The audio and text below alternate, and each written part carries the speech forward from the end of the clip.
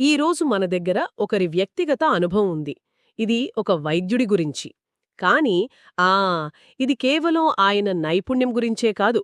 ఒక కుటుంబం మొత్తం ఒక టాప్ స్పెషలిస్ట్ని తమ కుటుంబ డాక్టర్గా ఎలా భావించగలిగింది అనే దాని గురించి.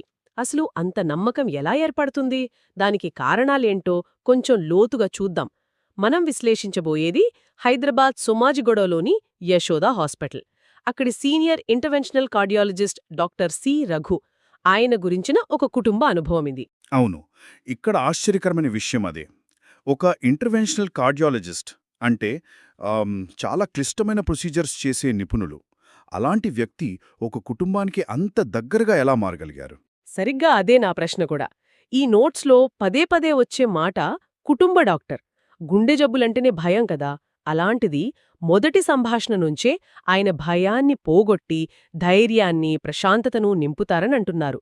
అదెలా సాధ్యం? ఇక్కడే అసలు విషయముంది. ఏంటంటే, ఇది కేవలం భయాన్ని తగ్గించడం కాదు, అనిశ్చితిని తొలగించడం. వైద్యంలో, ముఖ్యంగా ఇలాంటి తీవ్రమైన సమస్యల్లో మనకు తెలియని విషయాలే ఎక్కువ భయపెడతాయి. నిజమే. ఈ సమాచారం ప్రకారం డాక్టర్ రఘు చేసే మొదటి పని ఏంటంటే, రోగి చెప్పేది చాలా ఓపికగా వినడం. ఆ తర్వాత సమస్య ఏంటి, దానికి చికిత్సా మార్గాలేమున్నాయి. అంటే ఆప్షన్స్ అన్నీ వివరిస్తారా? అవును, అన్నీ. వాటి వల్ల లాభనష్టాలేంటి అని చాలా స్పష్టంగా వాళ్లకు అర్థమయ్యే భాషలో వివరిస్తారు.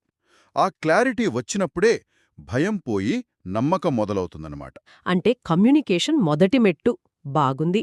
సరే, మరి చికిత్స విషయానికి వస్తే ఆయన విధానం యాంత్రికంగా ఉండదని, హడావిడి అస్సలుండదని ఈ నోట్స్ స్పష్టంగా చెబుతున్నాయి. ఉమ్, రోగి దీర్ఘకాలిక ప్రయోజనాన్ని దృష్టిలో పెట్టుకుంటారంటున్నారు. దీన్ని మనం ఎలా అర్థం చేసుకోవాలి? ఇది చాలా కీలకమైన తేడా. చూడండి, కార్డియాలజీలో ఒక సమస్యను అప్పటికప్పుడు పరిష్కరించడం ఒక పద్ధతి. ఉదాహరణకు, ఒక బ్లాక్ ఉంటే వెంటనే స్టెంట్ వేయడం. ఓకే. కానీ దీర్ఘకాలిక ప్రయోజనమంటే అది కాదు. ఆ సమస్య మళ్ళీ రాకుండా ఏం చేయాలి, ఆ రోగి జీవనశైలి ఎలా ఉండాలి, వాడాల్సిన మందులు, భవిష్యత్తులో తీసుకోవలసిన జాగ్రత్తలు, వీటన్నిటినీ కలిపి ఒక ప్లాన్ ఇవ్వడం.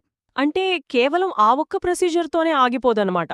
అస్సలు కాదు. ఈ నోట్స్ ప్రకారం డాక్టర్ రఘు చేసేది అదే. అంటే ఆయన రోగిని ఒక కేసుగా చూడట్లేదు, ఒక మనిషిగా చూస్తున్నారన్న భావన కలుగుతోంది.